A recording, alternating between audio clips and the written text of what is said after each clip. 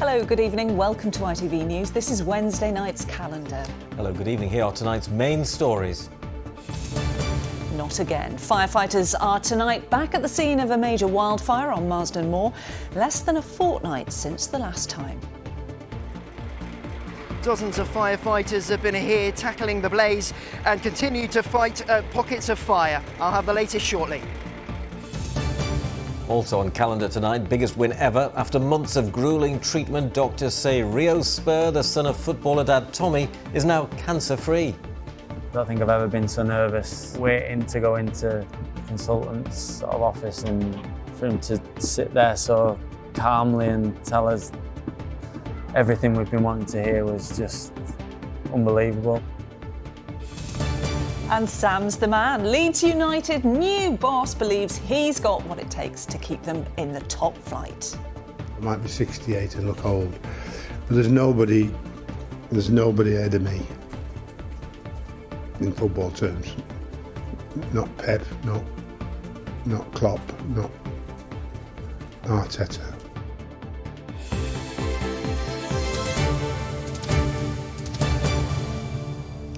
Thanks for joining Laura and me for Wednesday's calendar. And first tonight, firefighters have been tackling another major wildfire at Marsden Moor this evening. It's the second time they've been called into action there in the last fortnight. Once again, it's posing a major threat to local wildlife and people are being urged to steer clear of the area. Well, we can cross now live to our reporter Ben Basin, who's there for us now. And Ben, what's the situation as things stand? Well, Ian, firefighters were called here at about 1 o'clock this afternoon to the fire, which has covered quite a large area of moorland, around 2 kilometres square. There have been 12 fire crews here from both Greater Manchester and West Yorkshire Fire and Rescue Service. They've been tackling the blaze using specialist equipment, and there have also been experts here from the National Trust and the RSPB. Well, at the moment, the situation is that the flames, at least in the area where we are, have been put out, but there are still areas of fire that are smouldering on the moorlands. I've been getting an update from West Yorkshire Fire and Rescue. We've still got pockets of fire within the middle of the section on fire. We are working our way down around the outskirts of the fire, and we've got to a position where we've got the majority of the fire under control, but we will still be here for a significant period of time. So Ben, it's clearly taken hold of a large area. Is there any indication as to how today's fire started? Well, no, not Laura, not yet. As you can see behind me, this is still very much a live incident with firefighters still tackling pockets of fire. But this fire has happened only around half a mile away from one of 2 blazes which happened less than 2 weeks ago. At the time, West Yorkshire Fire and Rescue Service said that they thought that those fires were started deliberately. But back to today, and as I said, there's no word yet on a cause for the fire today. That will, though, be investigated. In the meantime, firefighters are due to be here on the scene for several hours to come. Ben Basin live at Marsden Moor for us tonight. Thanks very much. Now, you might remember last November we told you the story of little Rio Spur. He's the 4-year-old son of a former Sheffield Wednesday and Doncaster footballer who was battling a rare form of kidney cancer. Well, we've got some really good news for you tonight. And after months of intensive chemo and radiotherapy, the doctors treating Rio have revealed he's cancer-free. It's fantastic news, but as with all cancers, there's still a chance of relapse. So Rio's dad, Tommy, and mum, Chloe, are still raising money should he need further treatment abroad. Chris Dawkes has been to see them. Oh, yay!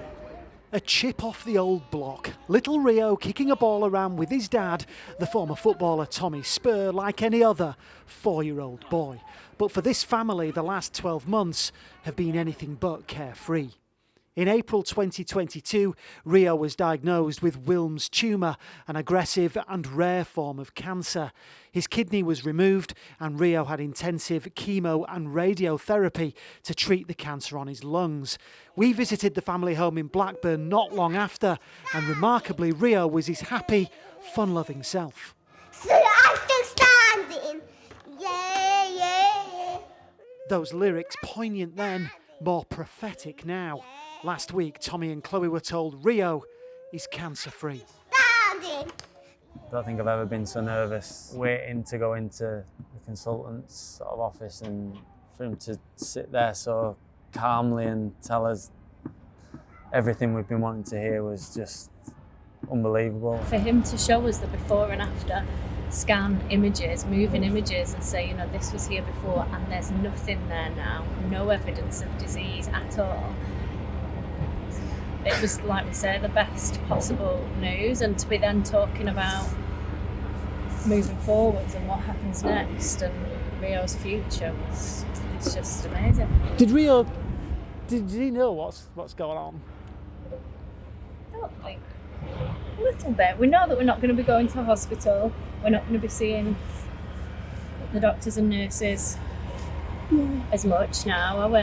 How do you feel about that, Rio? Happy. Such is the nature of Rio's disease, there is a 1 in 2 chance the cancer could return. As such, Tommy is continuing to raise money should the family need to travel overseas for further treatment. Next Sunday, Tommy and a few of his old teammates will pull on their boots again for a charity match between legends of both Sheffield Wednesday and Sheffield United at the city's Olympic Legacy Park. The treatments available on the NHS there's very, very little that they'd be able to do for him, because he's basically had the maximum amount of treatment for the anaplastic features which Rio's tumour had. We couldn't forgive ourselves that if it did happen, we weren't in a position where we could try and do something about it and give him 5-10% extra chance of beating it. But for now, the family can start planning their future. A holiday is first on the agenda, but who knows, Rio might one day follow in his old man's footsteps. Chris Dawkes, ITV News, Sheffield. Oh, really nice to see Rio looking so well there. Now then, your watching calendar and still to come on the programme tonight. Saving face. Michelle says she struggled to look in the mirror after dodgy Botox work and has joined the call for more regulations on the industry. And it's been a decent day today, mostly dry from Windscar to Wingerworth. It's been whispery cirrus cloud and a little bit of fair weather cumulus. Can we hang on? Tomorrow, all the detail a little later on. But first, 3 men from Bradford have been jailed for attempted murder after nearly chopping off a man's foot in a knife attack. Max Lambert, Liam Whittaker and Liam Hambry were jailed for 30 years each today following the stabbing in Huddersfield last year. A man in his 20s has been left with life-changing injuries after what police described as a savage and brutal attack. A police officer from West Yorkshire has been sacked after a video of him punching a puppy went viral. Sergeant Martin Dunn was seen attacking his 5-month-old Springer Spaniel after it apparently made a mess in the house. Dunn, who worked for Greater Manchester Police, pleaded guilty to animal cruelty in April 2021 following an investigation by the West Yorkshire Force. A charity has taken the government to the High Court today, accusing ministers of allowing selective breeding and intensive farming, which breaks animal welfare laws. As a nation, we eat 1 billion chickens every year, and some producers use the controversial methods to keep them up with demand. One chicken farmer in Derbyshire agrees that mass production has gone too far, but says it's consumers who have the power to change things. Gareth Owen's report begins with images from an animal welfare campaign video, which some viewers may find distressing. Campaigners call them Franken chickens, birds selectively bred to produce more meat. That means lower prices for us at the supermarket, but animal charities say it also means deformity, disease and suffering. On his farm in Clay Cross in Derbyshire, Tom Beckingham operates on a much smaller, more traditional scale. And he agrees with campaigners, intensive farming has got out of hand. With farming of any livestock, you need to put the needs of the livestock first. So in other words, you need to have the environment that they would most naturally do. Chickens were never meant to be intensively put in massive sheds. But chickens farmed like this are a lot more expensive, as much as double the price. Tom says that whatever the result in the High Court, the only way to end selective breeding is if shoppers are prepared to pay extra. I think everything's onto consumers ultimately. The demand of everything that's on a supermarket shelf or any butcher's counter, it's all to do with what we want to buy. So if we act with our buying power, ultimately that will have the biggest impact. But in a cost of living crisis, can we afford it? Can you understand, though, why in a cost of living crisis people are saying, I can't afford to, I need to get the cheaper stuff because otherwise we can't eat? Well, the people that can't afford it, then fair enough. You know, they haven't got a choice, they have to buy the cheap stuff, but, you know, we could afford it and we would pay the extra. Yeah, I would, actually. Even though we've got this cost of living crisis, I'd prefer to eat quality food. Yeah, and also it's about the welfare of the chickens. Percentage of the income that people spend on food is far lower than it used to be, but people like saving money too much. And I stopped eating chicken because of the disgusting way it's reared. The government says the UK has some of the highest animal welfare standards in the world, and it's already an offence to cause unnecessary suffering. But if it loses in the High Court this week, it could mean a ban on this type of intensive farming. Gareth Owen, ITV News. Well, next tonight to Leeds United, where former England manager Sam Allardyce has taken over in a last-gasp effort to save the club from relegation to the Championship. The vastly experienced coach, who's earned a reputation for helping likes of Sunderland, Crystal Palace and Everton avoid the drop, met the players and spoke to the media after his arrival was confirmed today. Well, that signalled the end of Javi Gracia's 12-game stint in charge and leaves Big Sam less than a month to guide the Whites to safety. Jonathan Brown is at the training ground for us tonight. So, Jonathan, what did he have to say? Well, Big Sam's big plan is pretty simple. Stop conceding so many goals. There was no Bielsa-style tactical PowerPoint presentation here at the Thorpe Arch training ground earlier on. His message was clear and simple. It was that Leeds will have to fight to stay in the Premier League. That's because Leeds have conceded 23 goals in the month of April alone. That's a Premier League record, and it leaves them very close to the bottom three. And Saturday's 4-1 defeat to relegation rivals Bournemouth was the final straw for club bosses. So this morning, the worst kept secret in football was confirmed. Head coach Javi Gracia lost his job, and he was quickly replaced by Sam Allardyce and his backroom team, which includes former striker Robbie Keane. Now today he comes in for the remaining 4 games of the season, and today he told a packed press room here at Thorpe Arch that they need to start by surprising people. And you have to create a shock in the Premier League, and so hopefully we can shock a few people in the Premier League by getting the results, so we need to stay up. I hope that we can find 6 points in 4, because I think that would be a really good achievement. So there we are, that's what Sam Allardyce had to say. And Johnny, you know, you've been following this story very closely for quite a long time. So why do you think Leeds have gone for Sam? Well, in short, he's been in similar situations to this before and he succeeded. He kept Crystal Palace and Everton up in recent seasons, saving them from the drop. But Leeds are 17th in the Premier League at the moment, with only goal difference separating them from the bottom 3. And with just 4 games left, stakes are incredibly high. Some suggest that relegation from the Premier League could cost a team like Leeds £50 million in revenue, which is why club bosses are so desperate not to go down that route. That's why today some newspapers are suggesting that Sam Allardyce could be paid as much as £3 million, £2.5 million of that in a bonus, if he keeps Leeds United from the drop. That equates to something like £138 per second between now and then, but he's certainly not short of confidence in his own ability. I might be 68 and look old, but there's nobody ahead of me in football terms.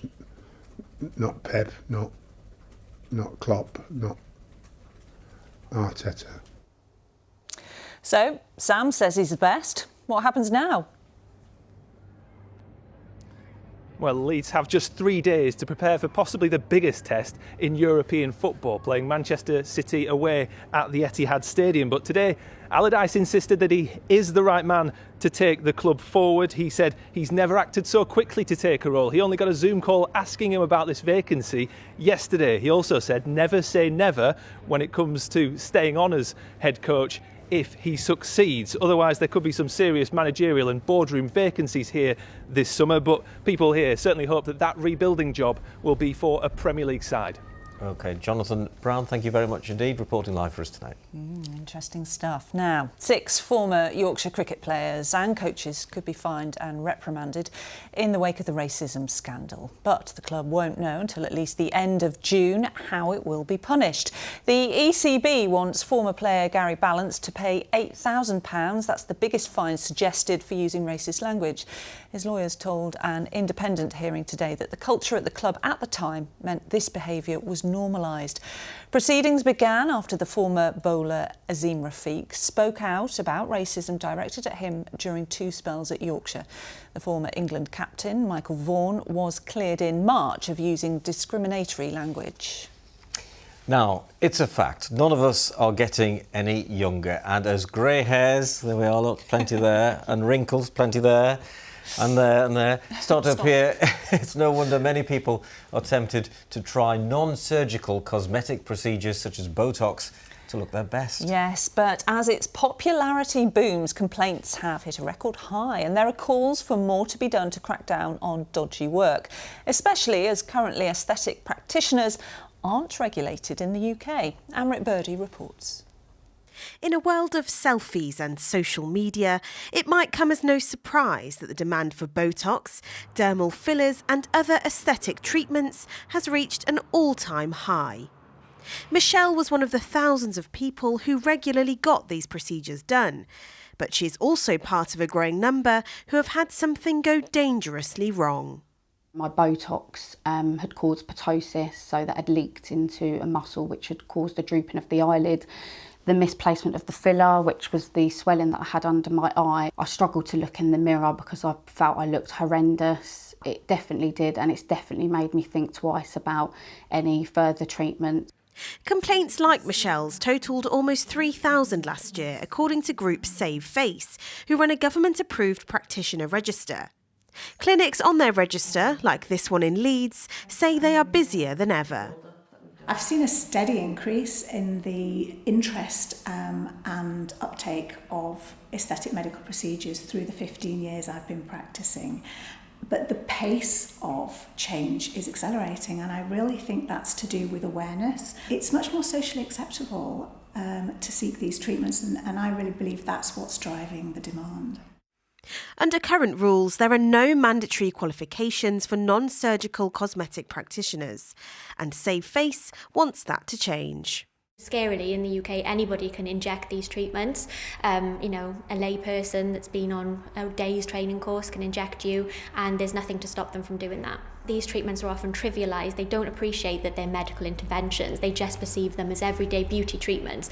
And so that when they see cheap deals and time-limited offers, they think they're getting a bargain, where in actual fact, it ends up costing them far more in the long run because there's a higher chance of complications and adverse reactions.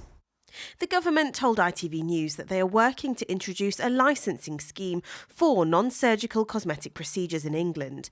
But until the law changes, victims of dodgy work like Michelle will have to live with the sometimes life-changing consequences. Amrit Birdie, ITV News. The ITV Evening News continues at 6:30. Here's a look at what's happening with Charlene White. Coming up, security ramps up in the capital ahead of Saturday's coronation. Last night, a rehearsal of the procession took place. Now, officers reveal the scale of the policing operation. We'll have the details. A 14-year-old in Serbia kills 8 children at a primary school shooting.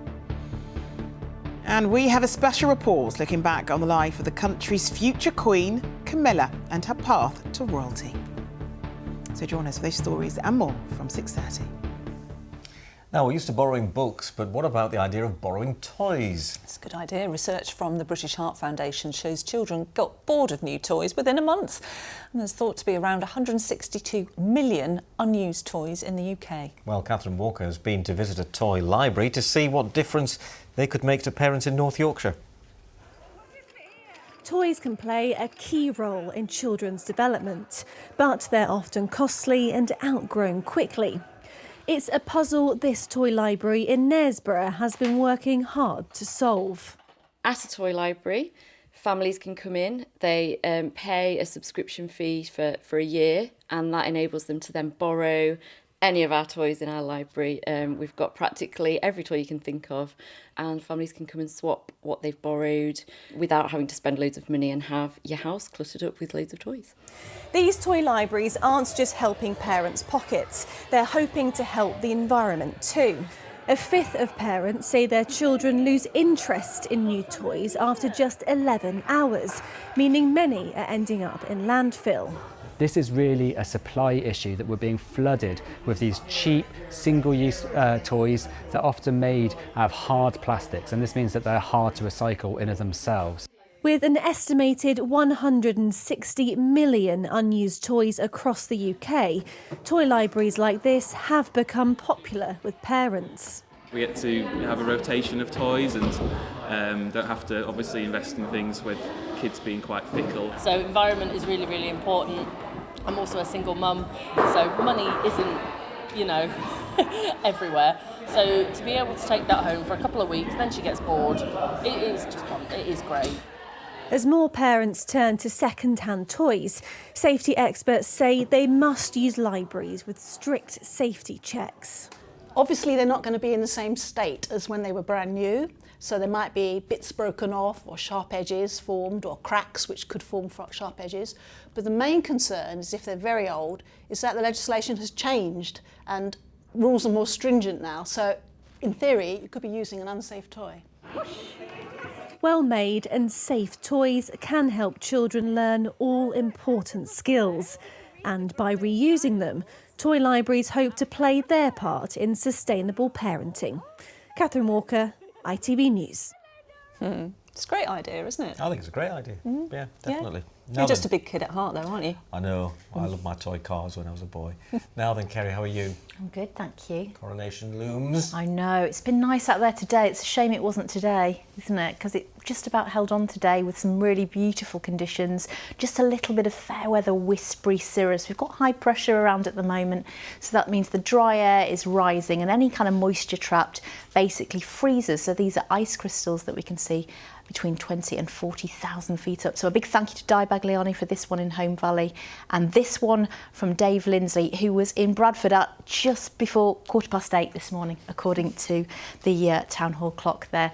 Now, I mentioned yesterday it was going to be quite breezy, and the breeze has begun to pick up today, and tomorrow at the coast we're going to be around 10 Celsius, but with that wind chill more like 6 Celsius. Still very similar conditions to what we've had today, so just need an extra layer if you're directly at the coastline. Now, it does loom, that coronation. If you're down in London or you're watching it, it is going to go downhill throughout the day, and of course for us, many people have got lots of celebrations over the next few days. So we're in this C category. The Met Office have released this chart today. Probably fairly cloudy to start, but brightening up, then it warms up, then showers. This is Friday, so if you're setting up, really quite showery, and some of the showers could be heavy and thundery. We're in this blue little section on Saturday itself, and it does look a little bit more promising than yesterday. So that is good news as we head through into Saturday. We are expecting a few showers, yes, but not until the end of the day. I put a tweet out today about the yarn bombers. They're back. If you've seen them around, please send me some photographs and I'll show you over the next few days. Yeah, that's a lovely one just there. Oh, the work that goes into it's amazing. Yeah. Thank you, Kerry. Thank you. Finally tonight, unless you've been living on another planet, well, you'll know there's a pretty big event happening this weekend. Yes, it's less than 72 hours until the coronation of King Charles III, and of course billions of us around the world will watch it on our TV screens. We certainly will. It was much the same at his mother's coronation back in 1953. In fact, it was the first time ever that a live event had more TV viewers than radio listeners. But what's it like to be ringside for such a historic event? Katie Oscroft's been speaking to someone who knows firsthand.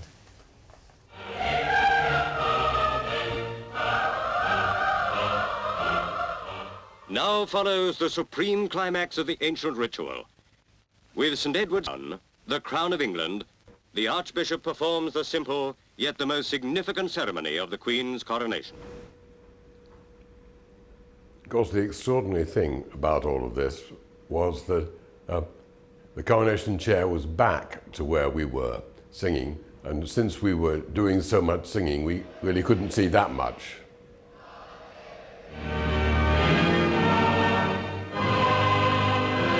The coronation of Her late Majesty Queen Elizabeth was the first major world event to be televised to a global audience.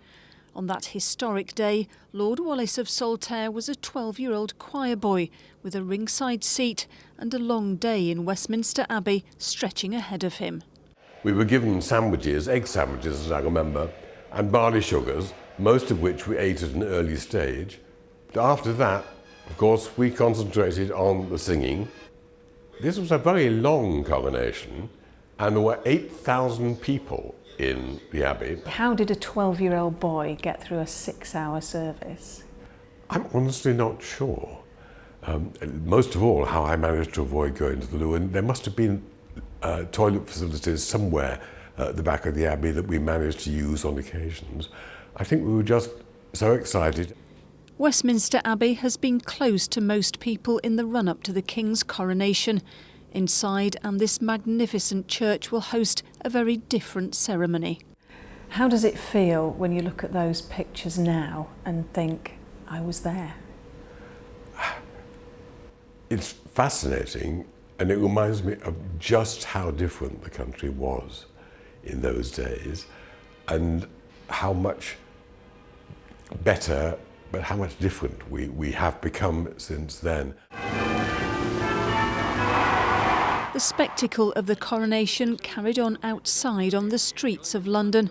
The choir boys, though, had had enough.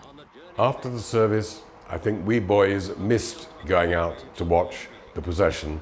By that time, what we wanted most of all was a runaround and a decent meal. It was a very long service to sit through, to stand through, and to sing so many things. So we were quite exhausted at the end. This year, Lord Wallace will be a little further away from the crowning of a new monarch.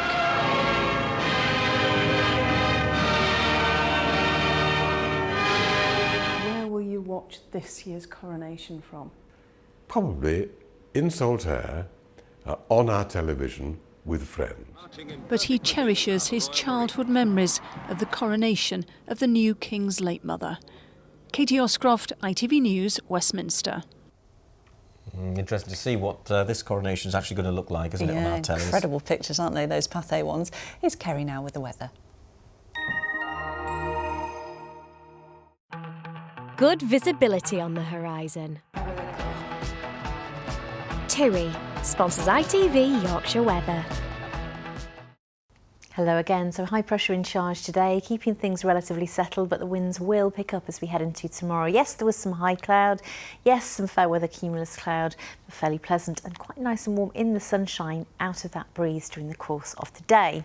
But the high pressure is migrating north and eastwards and has already, despite the sunshine today, allowed for that breeze to pick up from the southeast, and it will continue to pick up as we head through tonight and into tomorrow. But overnight tonight it stays dry, cloud coming and going, and with the breeze nothing too chilly, but similar temperatures to last night, where in towns and cities it will be 6 or 7, but in rural sheltered spots from that wind under the clearer skies could be the low single figures, so fresh enough as we head towards dawn tomorrow. This was dawn this morning. A big thank you to Brian for the shot. 5:25 and 8:42 are your sun times for tomorrow.